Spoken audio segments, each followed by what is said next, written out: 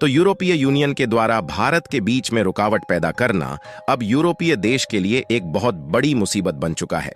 और यूरोप के 27 देश के साथ भारत का जो ट्रेड है उसे कमजोर करने के लिए यूरोपियन यूनियन ने जो कार्बन टैक्स लगाया है वह पिछले कुछ सालों से भारत के व्यापार को यूरोप के 27 देशों के साथ बुरी तरीके से प्रभावित कर रहा है। लेकिन यूरोप की यह मनमानी अब नहीं चलने वाली और भारत ने उनकी कमर तोड़ने की शुरुआत कर दी है,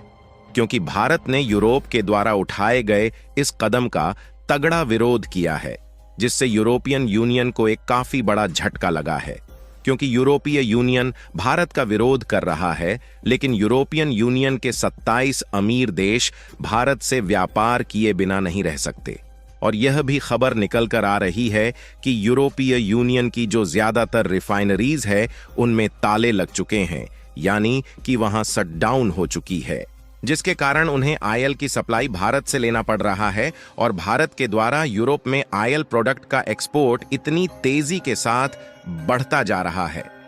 भारत के द्वारा जो आयल एक्सपोर्ट है उसने पिछले 2 सालों के रिकॉर्ड को तोड़ दिया है और दुनिया में तनातनी के माहौल के बीच यूरोप में भारत के आयल एक्सपोर्ट के आंकड़े ने दुनिया भर को हिलाकर रख दिया है।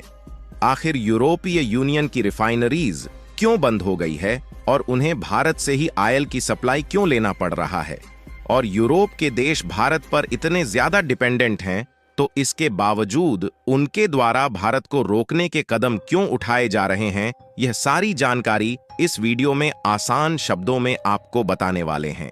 लेकिन आगे बढ़ने से पहले इस वीडियो को एक लाइक करके चैनल को सब्सक्राइब जरूर कर लीजिए, क्योंकि यह आपके लिए 1 सेकंड का काम है, लेकिन इससे हमारी काफी बड़ी मदद होती है। दरअसल देखा जाए तो पिछले कई सालों से यूरोपियन यूनियन के द्वारा भारत पर कार्बन टैक्स का नाम देकर स्टील, लोहे, सीमेंट और कुछ अन्य मेटल से बने प्रोडक्ट पर विशेष प्रकार की इंपोर्ट ड्यूटी लगाई जा रही है। लेकिन समस्या वाली बात यह है कि उनके द्वारा जो इंपोर्ट ड्यूटी लगाई जा रही है वह सभी देशों पर एक समान नहीं है,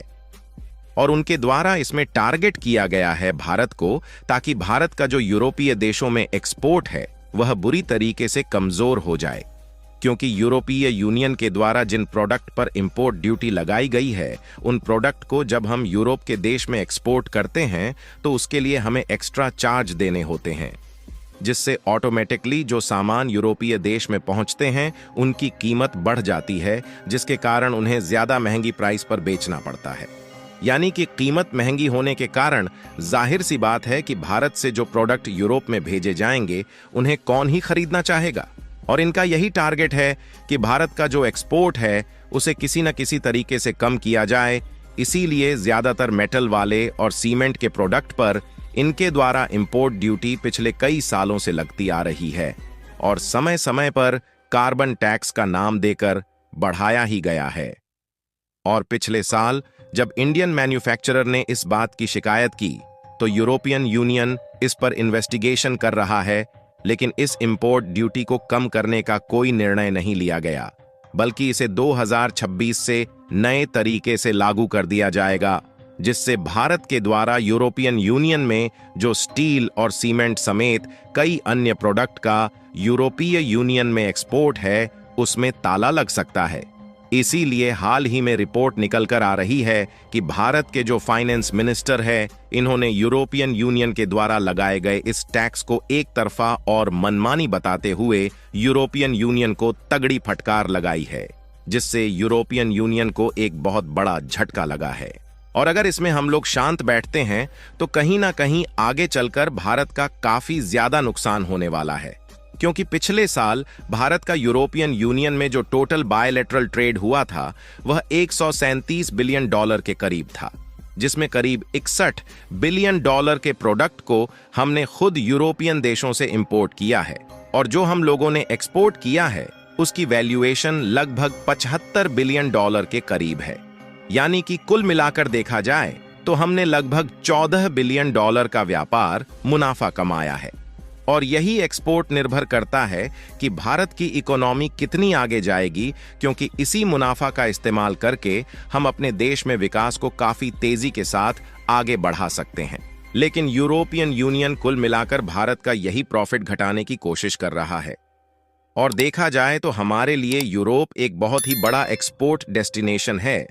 लेकिन यदि उनके द्वारा भारत पर अलग अलग तरीके की इंपोर्ट ड्यूटी लगाई गई तो इससे भारत की इकोनॉमी पर भी असर पड़ेगा। और कहीं ना कहीं यूरोपीय देशों की मंशा यही है कि भारत की जो आगे बढ़ने की रफ्तार है वह धीमी पड़ जाए। लेकिन शायद जब यूरोपियन यूनियन भारत के खिलाफ फैसला लेता है तो यह भूल जाता है कि भारत एक ऐसा देश है जहां से उनकी जरूरत भी पूरी होती है, और भारत के बिना उनकी जरूरत भी पूरी होना संभव नहीं है। और भारत यूरोप की मदद किस तरीके से कर रहा है, इसका अंदाजा आप इसी खबर को देखकर लगा सकते हैं, जिसमें बताया जा रहा है कि यूरोप की जो ज्यादातर रिफाइनरी है वह बंद हो चुकी है। इसके बाद डीजल, पेट्रोल और जेट ऑयल की सप्लाई भारत ही कर रहा है। यह बात जरूर ही सही है कि भारत यूरोपीय देशों में ऑयल की सप्लाई अपने फायदे के लिए कर रहा है, लेकिन दूसरी सबसे बड़ी सच्चाई यह भी है कि भारत उतना भी ज्यादा यूरोपीय देशों से फायदा वसूलने की कोशिश नहीं कर रहा है। और हम लोग काफी सस्ते दामों में यूरोपीय देशों में ऑयल प्रोडक्ट की सप्लाई कर रहे हैं,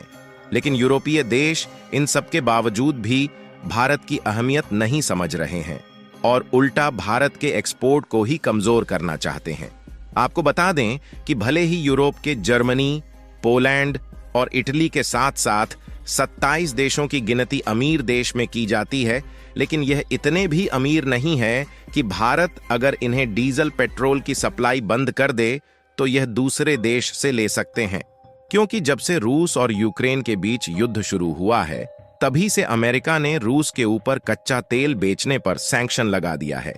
क्योंकि जितने भी यूरोपीय देश थे साल 2022 के पहले कच्चा तेल रूस से ही खरीद रहे थे, लेकिन अमेरिका के द्वारा सैंक्शन लगाने के बाद इन देशों की हिम्मत नहीं है कि यह रूस से कच्चा तेल खरीदें। और ऐसे समय पर केवल भारत ही एक ऐसा देश है जो सैंक्शन के बावजूद भी सीधे रुपए में रूस के साथ ट्रेड कर रहा और सस्ते दामों में कच्चा तेल खरीद रहा है। और सस्ते दामों में कच्चा तेल मिलने के कारण ही हम लोग प्रतिदिन 45 लाख बैरल कच्चा तेल रिफाइन करते हैं, और हमारी जरूरत खुद भी इतनी ज्यादा है कि 80% हिस्सा भारत में ही कंज्यूम हो जाता है, और इसमें सिर्फ 15 या 20% ही क्लीन ऑयल हम दूसरे देशों में एक्सपोर्ट करते हैं। लेकिन पिछले महीने तो हमने रिकॉर्ड तोड़ दिया है और अकेले 15 लाख बैरल पर डे के हिसाब से कच्चा तेल यूरोप में ही एक्सपोर्ट किया है। फिलहाल ऑयल प्रोडक्ट का एक्सपोर्ट बढ़ने से हमारी कमाई तो हो ही रही है, लेकिन हम भी कहीं ना कहीं सस्ते दामों में यूरोप को कच्चा तेल देकर उनकी मदद भी कर रहे हैं, और वह भी ऐसे समय जिस समय उनकी रिफाइनरी पूरी तरीके से बंद हो चुकी है।